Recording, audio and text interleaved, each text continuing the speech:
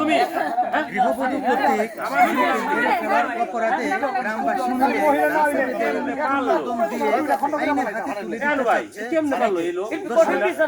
জানতে চাইবো এলাকাবাসী এবং স্ত্রীর কাছ থেকে। একটু সামনের দিকে আগান তো।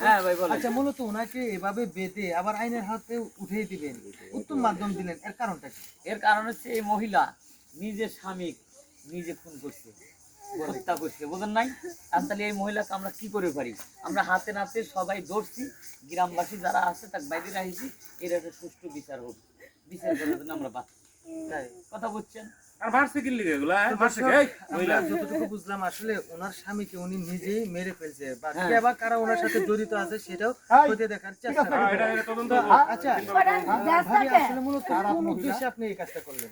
ভাই, আমার স্বামী প্রতিটা দিন আমার খালি মারধর করে, অত্যাচার করে, নেশা খাইয়ে আইসা, নেশা খাইয়ে আমার খালি মারধর, জুয়া খেলার নেশার টাকা না দিলেই খালি মারধর করে। এই মারধর খাইতে খাইতে আর সহ্য হয় না, পরে এসে জিদ করে আমি মারিয়ে ফেলাইছি। ঠিকই তো কইছে, আমার পুরাপুরি মিশা কথা। ওর জামাই যে ভালো ছিল, এলাকার ভিতরে মনে করেন যে এক নাম্বার ছেলে ছিল, মানে ওরা সিগারেট টিগারেট খায়, কিন্তু ওই ভাইয়েরা নিজে বাঁচার জন্য মিশা কথা কইতাছে। নিশা করে যদি নিশা করতে আমরা একজনের তো ধরছি। এলাকাবাসীর কথা তো শুনতে পেলেন, আরেকজন ভাই আমি নিশা যদি খাইতো, কোনো কিছু যদি খাইতো, তাহলে তো আমরা জানতাম। আমার সবচেয়ে বেশি ধর্ম আমরা সিগারেট খাই না, পুলিশের ফোন দিই, মিশা কথা।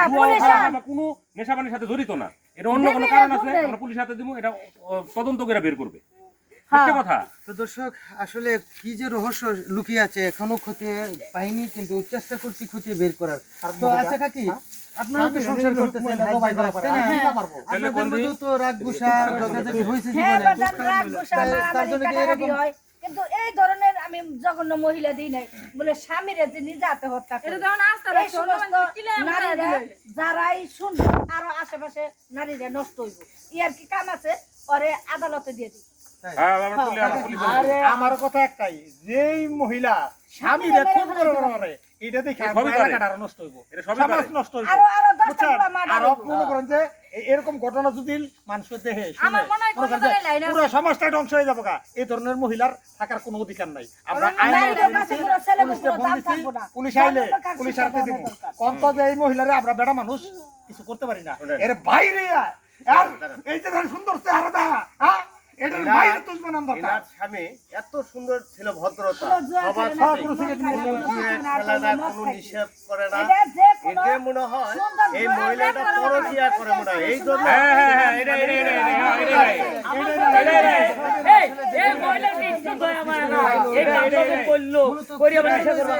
মানে মেরে ফেলা হলো, এটা এখন আমরা জানতে চাইবো ওনার কাছে।